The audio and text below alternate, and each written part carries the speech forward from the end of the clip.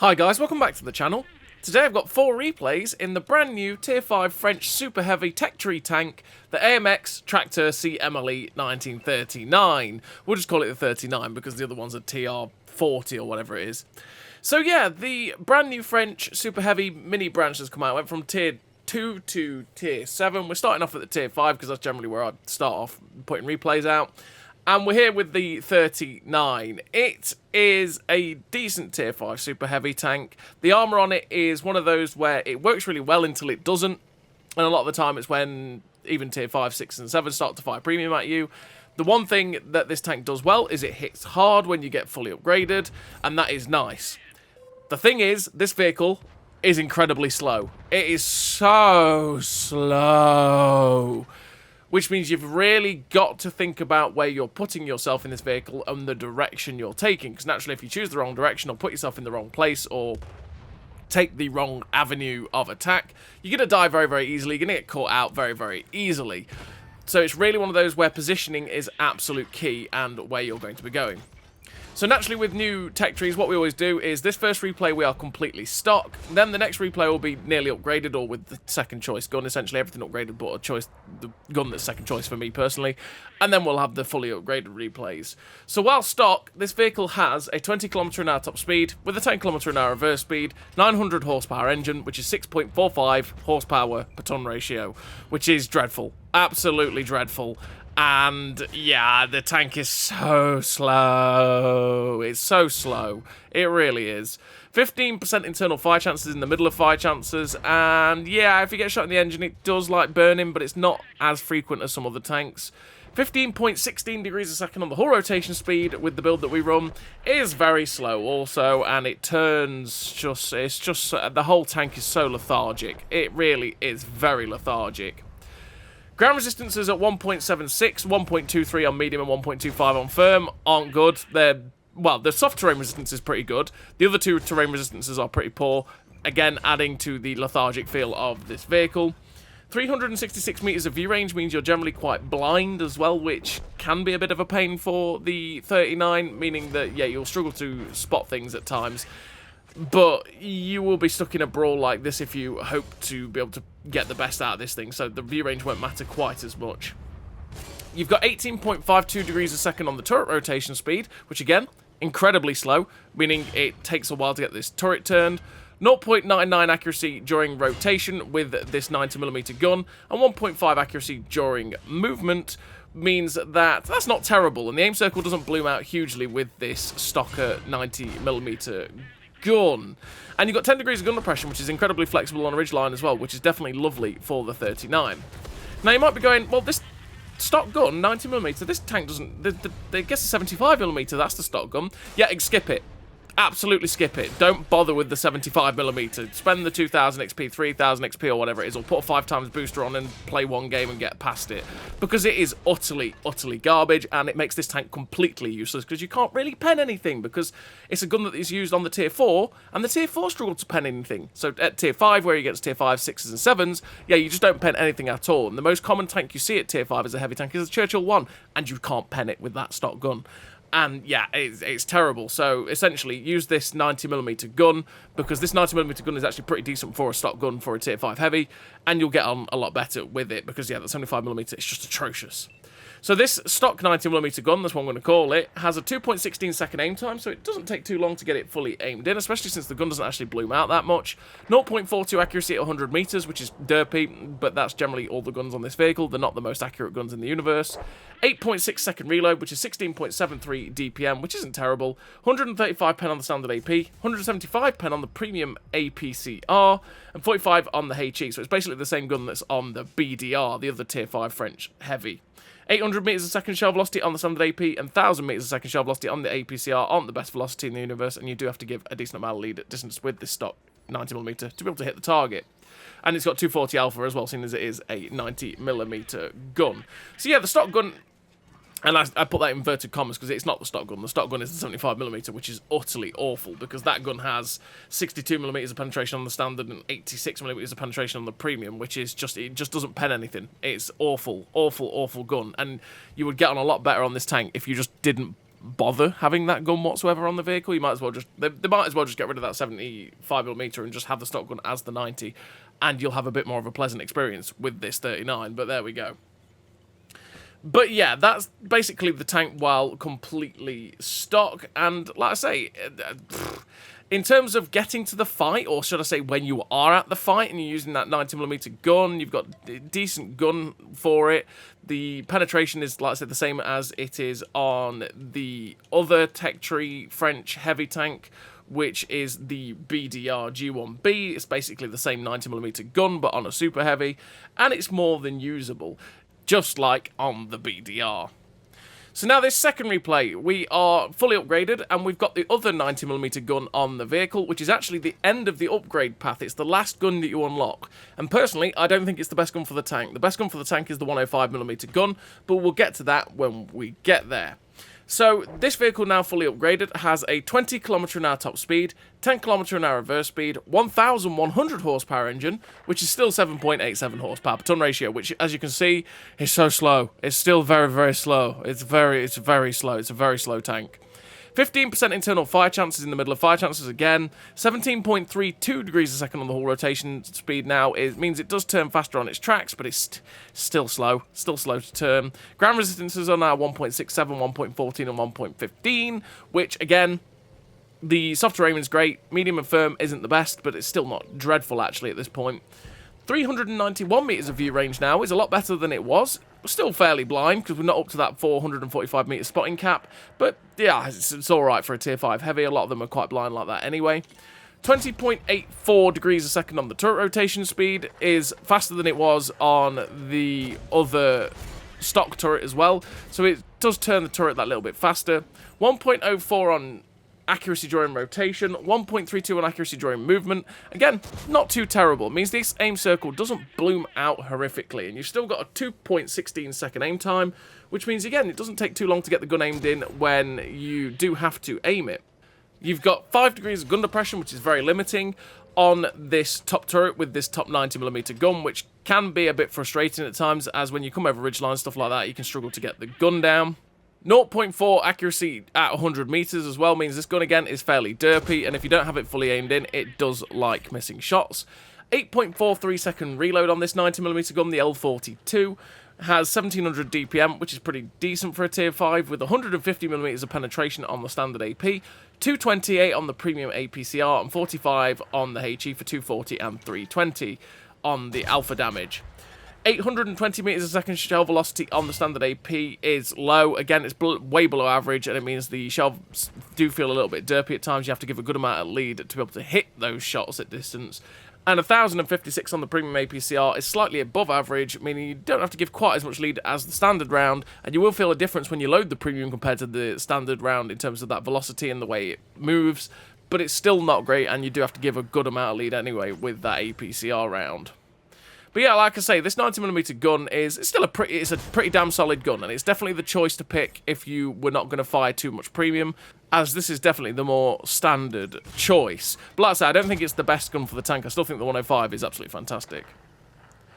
So what do I run in terms of a crew and equipment on this 39? Well, in terms of the crew and equipment, I run Born Leader, Situational Awareness, Track Mechanics, Snapshot, Run and Gun, Off-Road Driving, Armour Angling, Clutch Braking, Rapid Aim, the Advanced Loader, Gun Stabilizer, GLD, and Optics. Optics to be able to get some sort of view range in conjunction with the Situational Awareness, because otherwise you are completely blind.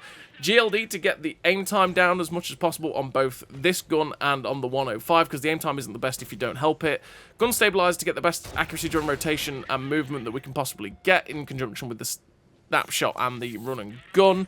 That way keeping the same circle bloom down as much as possible. And then Armour Angling to reduce the amount of damage coming into the tank. Rapid Aim and Clutch Braking just to get some sort of tracking turret traverse, because it is really poor if you do not help it in that regard. And you can run off-road driving to get the better ground resistances so that you can try and have some sort of mobility on this vehicle. But then again, it's so slow anyway, you don't really feel that much of a benefit from it. You could definitely drop that to run something like Expert Gunner. So this second replay you saw here was a fairly average experience of the tank. We managed to finally get to the fight. We managed to do a good amount of damage, 2.7k damage there with the one kill. We had a decent game there for our own damage and stuff, but it took us that long to be able to actually get to the fight that by the time we finally got there, we'd already lost. And so we were just fighting a losing battle from the start of our fight. And I say, when this thing gets into a fight, it's pretty handy. And it's very nice for it when you do manage to get there. It's just getting there. That's the problem for the 39. It really is just getting there, because it's so slow. So slow. And yeah, you can have a lot of games pass you by, like that game, where it didn't really pass us by as such, because we managed to get quite a lot of damage out of it, and because the armour on it works, it's one of them where, again, the armour works or it doesn't. You just got to angle. It's all about angling to make the most out of it. But yeah, we managed to do the damage and get stuck in when we got to the fight, but our team had already crumbled and gone by the time we actually managed to get to the top of the hill on Westfield, and that's a big problem for this 39 that happens quite often. So now we're on to the final two replays, and like I say, this one we are now technically fully upgraded, but technically we're not, because this is technically the second to last gun in the upgrade path. So this is the gun that they think you want to be using to manage to get yourself to the fully upgraded gun, which is the one you've just seen in the previous replay. But personally, I think this 105mm 1913 is the best gun for the vehicle. Why? Well, it's derpier, for sure, but you've got similar DPM on this 105mm gun to the 90mm. In fact, it's pretty much the same. But you've got 300 alpha. The penetration is near enough in that similar vein as well, which is good for the vehicle, because you're not losing out on penetration. You're losing out on a little bit of standard pen and a bit of premium pen, but generally you don't feel it that bad as a tier 5. But yeah, you've got 300 alpha, which is a lot more impactful for a heavy tank, and especially at tier 5, tier for tier, it is very, very good. But then you've got the typical French 105mm lower tier gun thing, where if you load premium, which is what you see, I've got full premium here and some HE, you have higher alpha, which is very archaic of this gun, and I'm not quite sure what that's carried over, to be honest, into a newer tech tree, but hey-ho. 330 alpha on the premium APCR compared to 300 damage on the standard AP. So you've got 1700 DPM, and that's firing the standard 300, but you've got a slightly higher DPM by firing the premium. And so, and with the better velocity and also the better penetration, that just generally makes this gun very, very nice when you fire it. Now, it is a lot derpier, and the aim time's a bit worse, and the accuracy during movement and rotation is a little bit worse, meaning the aim circle blooms out a fair bit. So this gun is a lot derpier. But in terms of getting stuck into those brawls, you feel so much more impactful with this gun, and you feel so much more heavy tanky. The alpha is lovely. Generally, this 105mm gun is the king for this tank for me personally, which is why I say that this is the fully upgraded experience, and this is the gun that you unlock first out, the 105 or the 90mm. So this 105mm gun has 1.23 accuracy during rotation, with 1.42 accuracy during movement. So the accuracy during rotation is atrocious. During movement, it's not too bad. But you got a 2.93 second aim time. Now that is bad, and it does feel bad in terms of the aim time. But since the aim circle isn't horrifically bloomed out, it's not as bad as it is on other tanks that have that kind of aim time. 0.43 accuracy at 100 meters is also derpy. It's very derpy. If you're fully aimed even, this gun still likes to miss shots and hit weird spots that you sit there going, oh, thanks gun, that was really good of you. You've got 6 degrees of gun depression, which is 1 degree better than the other 90mm, which is decent. It's still not great gun depression, to be honest. It can be a bit of a struggle on a ridgeline. 10.55 second reload is 1707 DPM, with 145 pen on the standard AP, 203 pen on the premium APCR, and 54 on the HE, with 300 alpha on the standard AP, 330 on the premium APCR, and 360 on the HE. With 810 meters a second shell velocity on the standard AP, 986 on the premium APCR, and 850 on the HE, you have to give a decent amount of lead at distance to be able to hit your targets with the AP and the HE, because the velocity isn't the best in the universe, and the APCR is still below average in terms of that 986. You'll feel the difference between the two, but generally, yeah, you've got to make sure you're going to have to give a decent amount of lead. But this gun generally is pretty solid, and we managed to do 2.4 in this tier 7 game here. Unfortunately for me, we ended up mucking up the shots there on the Tiger 1, where we ended up ricocheting off of his gun. We could have killed him. We probably could have done a little bit extra there. But even then, they were still bouncing off us, not aiming properly. That's what I mean with the armor on this tank. It's one of those that even in a tier 7 matchup, the armor on this tank can feel decent. And you sit there going, bouncing shots that you go, ooh, this is nice. And then all of a sudden, it's like someone flicks a switch. But I suppose that's quite a lot of the super heavies in this game in general, where their armor feels great and you sit there going, yes, this is wonderful. And then all of a sudden someone flicks a switch, and it's the premium switch. And your armor just goes, oh no, I can't handle this anymore. And you blow up. Yeah, that's just the way it goes for super heavies in this game, to be fair. And it's no different in this tank. Sometimes you feel fantastic with the armor, and sometimes it feels like it's made of paper mache. But yeah, it's generally the way. Like I say, in terms of when I'm stuck into those fights in this vehicle, I feel fine. I feel great. I feel like I'm impactful. I feel like the alpha's nice on this 105mm gun. I feel like I can trade well enough, and I can just get absolutely stuck in. The big problem for this vehicle is truly getting to the fight. And like I say, that Westfield game is the definite epitome of this vehicle, where you take forever to get to the fight, and then all of a sudden everyone's dead, and you sit there going, oh right. And then you just get as much as you can before you go down inevitably. But yeah, that's just the way it is. The one thing that I haven't mentioned about this tank is the fact that this tank is a battleship. It's got a second turret, but that's the feature of these new French super heavies, is they're multi-turreted vehicles.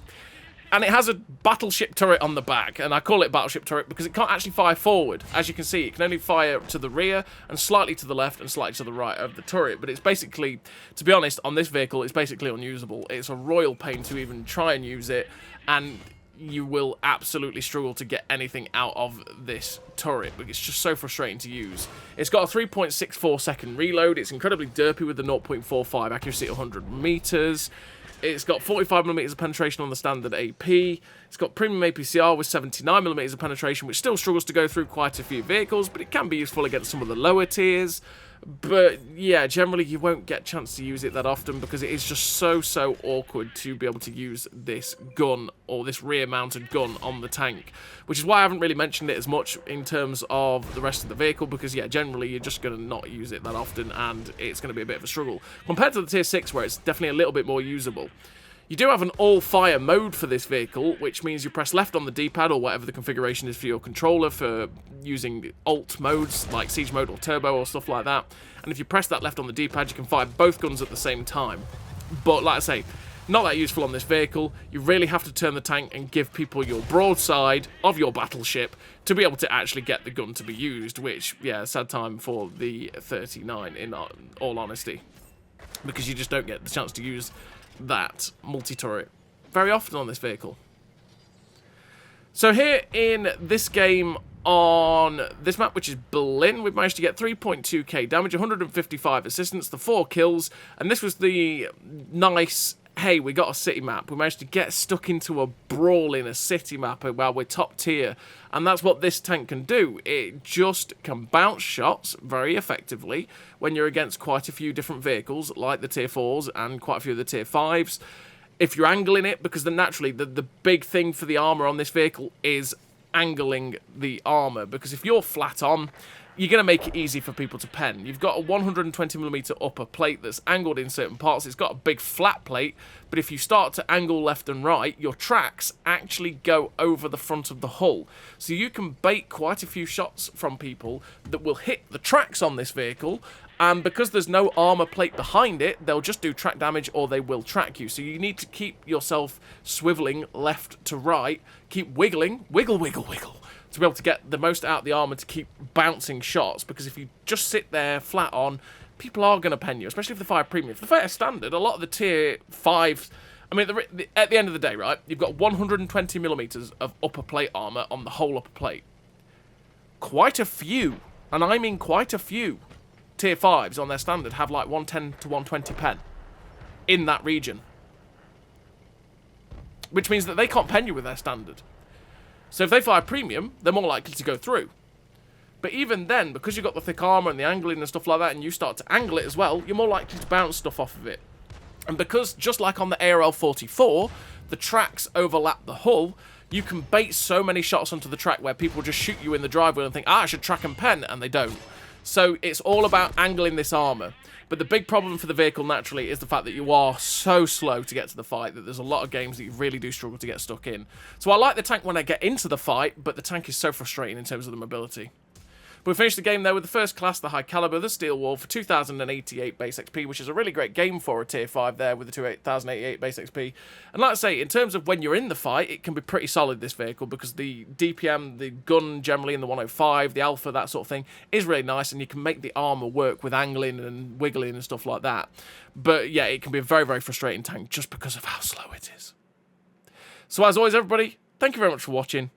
I'll see you next time.